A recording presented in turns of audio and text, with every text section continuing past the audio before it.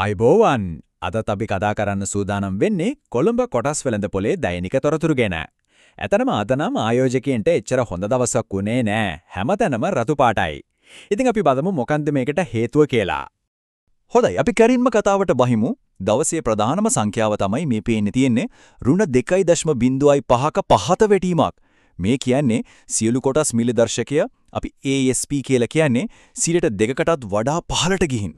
හරි. ඉතින් අද දවසේ සිද්ධ වුණු දේවල් හරියටම තීරම් ගන්න අපි මේ කාරණා ටික පිළිවෙලට බලමු. මුලින්ම බලමු ප්‍රධාන සංඛ්‍යා ලේඛන.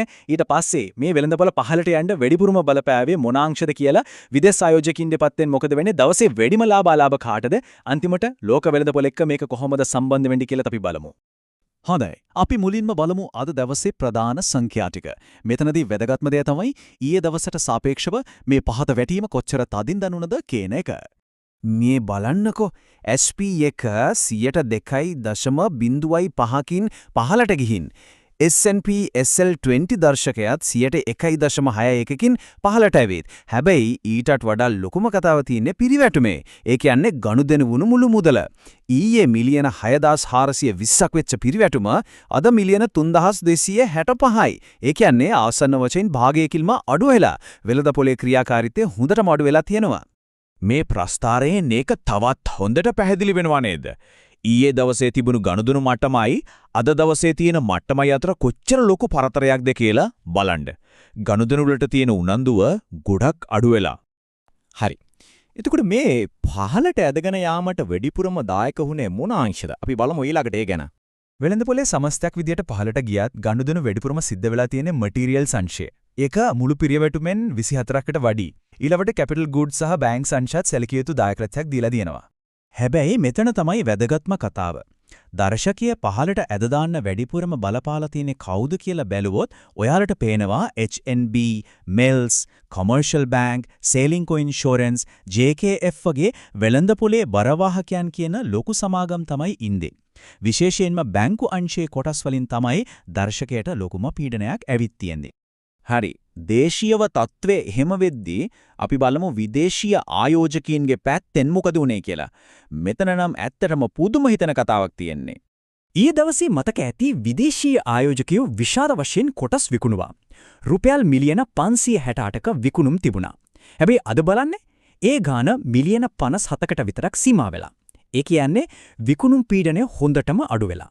ඒකේ ප්‍රතිඵලයක් විදියට සුද්ධ පිටට ගලා යාම ඒ කියන්නේ විකුණුපු අගයයි ගත්ත අගයයි අතර වෙනස ඊයේ මිලියන 525 හිඳලා අද මිලියන 4.1කට ඇවිත් තියෙනවා.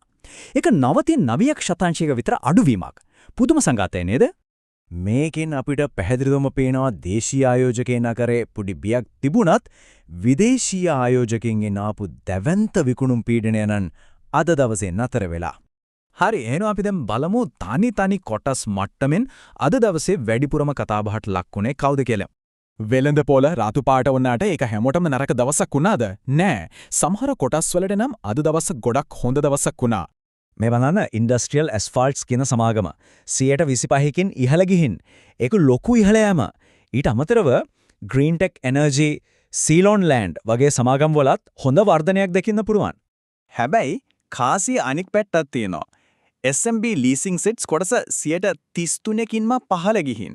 ඒ වගේම Orient Finance, HVA Foods වගේ සමාගම් වලටත් අද දවසේ එච්චර සුබදායක වුණේ නැහැ. හරි. අපි දැන් පොඩ්ඩක් ලොකු චිත්‍රය දිහා බලමු. සමාගම් පැත්තෙන් ඉදිරියට මොනවද වෙන්න තියෙන්නේ? ඒ වගේම ලෝක වෙළඳපොලේ තත්ත්වය කොහොමද කියලා. ආයෝජකයින් අවධානයෙන් ඉන්න ඕන කාරණයක් තමයි මේ. ඉදිරි දින කිහිපයේදී ප්‍රධාන සමාගම් කිහිපයකම ලාභාංශ ගෙරීමේ අවසන් දින. ඒ කියන්නේ XD dates ලඟ වෙනවා. DMO, XPAC, NDB වගේ සමාගම් වල XD date එක හෙට. සම්පත් බැංකුවේ මාර්තු 31. ඉතින් ලාභාංශ බලාපොරොත්තු වෙනවා නම් මේ දින ගැන සැලකිලිමත් වෙන්න ඕන. ලෝකයේ වටේ බැලුවොත් වෙළඳපොළවල තත්ත්වය මිශ්‍රයි.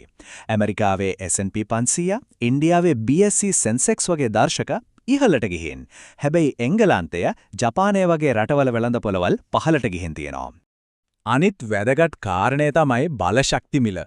බ්‍රෙන්ට් බොරතෙල් මිල ආයෙත් 101.92කින් ඉහළ ගිහින් ඩොලර් 100 සීමාව පහු කරලා. මේක අපේ වගේ රටක ආර්ථිකයට සුජීවම බලපාන දෙයක්. මොකද ප්‍රවාහන සහ නිෂ්පාදන වියදම් මේත් එක්කම ඉහළ යනවා. ඉතින් අද දවස සාරාංශ කළොත් ගනුදෙනු පරිමාව විශාල ලෙස අඩු වෙලා වෙළඳ පොලේ ප්‍රධාන කොටස් වලින් ආපු පීඩනය නිසා දර්ශකය පහළට ගියා.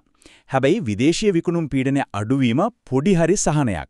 එහෙමනම් මේ තත්ත්වයත් එක්ක හෙට දවස කොහොම එකක් වෙයිද? අපි හැමෝටම බලාගෙන ඉන්න වෙනවා.